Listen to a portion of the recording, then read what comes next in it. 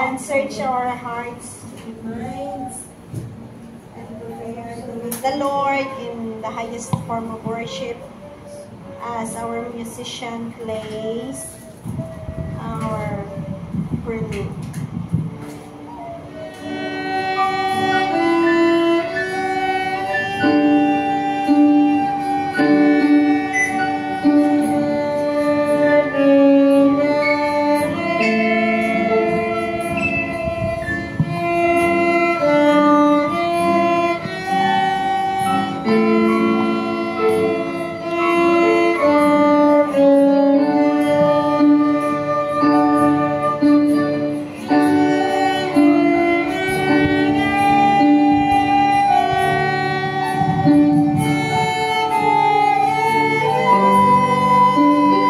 Amen.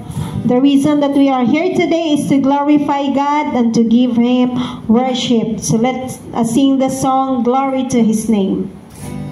I am so wondrously saved from sin.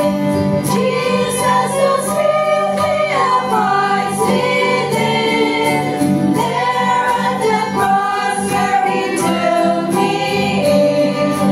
Glory to His name.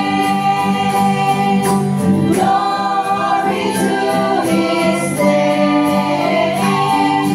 Glory to His name. There to my heart was the blood applied. Glory to His name. So, ang topic ko na nabasa sa daily devotion ko kahapon, what does the Bible say or what does God say about weariness? Weary, W-E-A-R-Y. Hindi worry, W-O-R-R-Y. Weary, W-E-A-R-Y.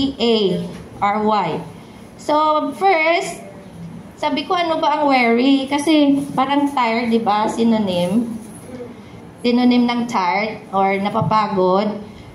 Pero, yung definition dito sa dictionary, to be utterly spiritless. Spiritless or to fail in heart.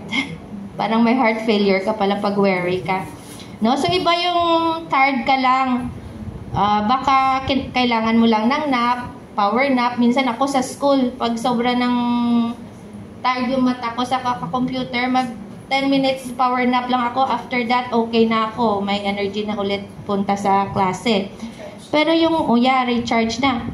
Pero yung weary, more of sa emotions na pagod na yung emotions natin. At hindi lang sa physical, but spiritual ang weary, no?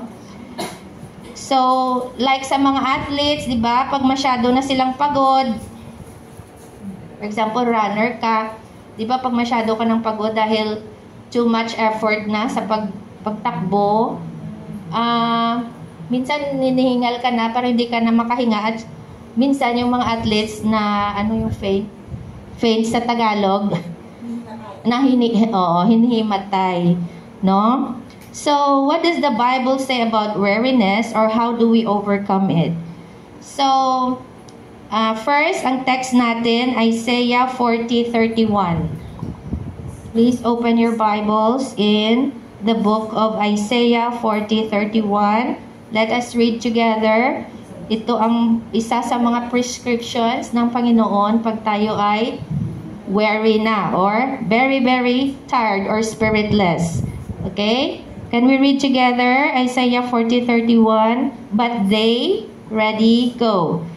But they that wait upon the Lord shall renew their strength. They shall mount up with wings as eagles. They shall run and not be weary, and they shall walk and not faint. Okay? So, weariness catches up with everyone. Hindi lang po tayo, no? David got weary. Nalilito ako sa worry at weary.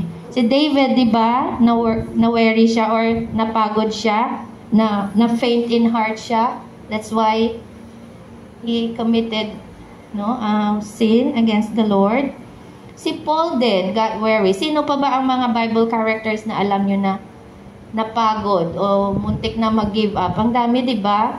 Si Moses, di ba? Napagod niya siya sa mga pag-lead sa mga Israelites. Nag-ano siya sa Panginoon na parang hindi niya mag-stop na siya. Di ba? Sino pa? Ayong si Elijah. Di ba? Na gusto niya nang mamatay. Oh. Si Noah, oo. Ang dami, no? Even the Lord was weary. Oo, si Job, di ba?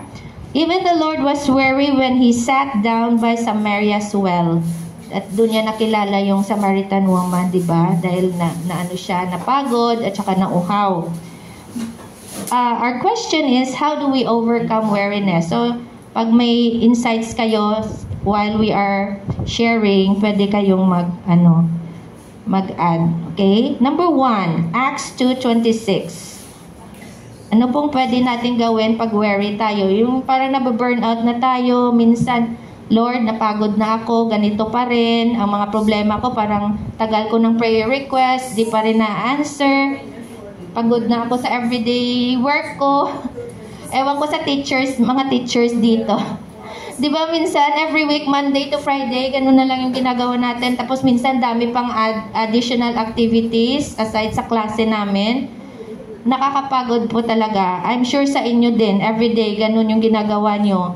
No? Tsaka minsan, dagdagan pa ng employer natin na masungit, na ang tagal mo nang pinipray, parang wala pa ring effect, no? Nakakapagod kaya pag paulit-ulit na yun lang lagi ang problema mo, di mo alam paano siya ma-solve, di ba? So, Acts 2:26, therefore did my heart rejoice and my tongue was glad. Moreover, also my flesh shall rest in hope. So, ito pala hope, no? Mamaya magbigay ako ng mga verses dyan. Look ahead with hope. My hope, may pag-asa. Okay. Small events make life bearable. Soldiers look to the day they will go home. Di ba mga sundalo sinisend sa battlefield? Ano ba ang nagbibigay sa kanila ng hope? Yung pag-uwi nila, makita nila ulit yung kanilang pamilya, di ba? Couples celebrate anniversaries. We celebrate our birthdays. Ano pa ba ang mga special events or occasions sa life natin na linulook forward natin na nagbibigay sa atin ng hope, no? Ano? Uwi ng Pinas, oo. Minsan yun lang din ang iniisip ko. Sabi ko, ay, nako, kapagod sa school. Okay lang sa July. Ano na naman? Summer break, ganon. Or yung mga holidays, binabantayan natin, di ba? Para makapagpahinga. Okay. So, meron tayong hope which is in God. Kung ang mga problema natin dito sa earth, let us think of them as temporary. Kasi hindi naman tayo taga rito. No? May katapusan ang ating mga bagay na nakakapagbigay sa atin ng pagod or nagpapawery sa atin. Okay? So, look ahead with hope. May pag-asa. Mamaya we will read the verses. Number 2, 2 Timothy 4:17. Ito, pinaka-importante din ito. 2 Timothy 4:17 says, notwithstanding the Lord stood with me and strengthened me. Nandyan ang Panginoon para mag-strengthen sa atin. So, spend more personal time with the Lord. Pag hindi po tayo nagpapakain ng spiritual ng spirit natin, kaya nga nandito tayo every Sunday to feed our soul, to fellowship, aside from our daily devotion. Dapat talaga i-nurture natin ang personal time natin sa Panginoon. Importante, no? Dapat may personal devotion, may prayer time tayo every day. Kasi ang Panginoon ang nagbibigay sa atin ng strength. The Lord will strengthen you often while you are unaware of it. Stay with the Lord. He knows, trust Him. Okay, so ang ang Bible, ang words of God, marami siyang promises. Ilan ang mga promises ng Panginoon sa Bible? Ang dami, di ba? So, we don't have a reason to feel discouraged or weary. Pag pagod tayo, open your Bible. I'm sure may makikita ka doon na verse na mag-i-encourage sa'yo. Number 3 can be found in Nehemiah 8:10. For the joy of the Lord is your strength. Ito, isa to sa mga traits ng mga Pilipino na ina-admire ng ibang mga hinahangaan, no? Dahil sa ating, ano tawag doon, Mitch? Resilience, no? Positive. And pag nadapa, bangon agad, no? 'Di ba? Kaya minsan nagtataka yung mga iba, bakit ang dami natin problema, smile pa rin tayo, joyful pa rin tayo, because the joy of the Lord is our strength, no? Don't dwell on your problems. Minsan pag may problema tayo, yan na lang iniisip natin. Minsan natutulala na lang tayo, no? So, ako pag ginagawa ko, pag nagpapatugtog na lang ako ng music, ng mga gospel songs, mga papuri. So, nalilift up talaga ang spirit ko pag nakikinig ako sa mga praise and worship songs, no?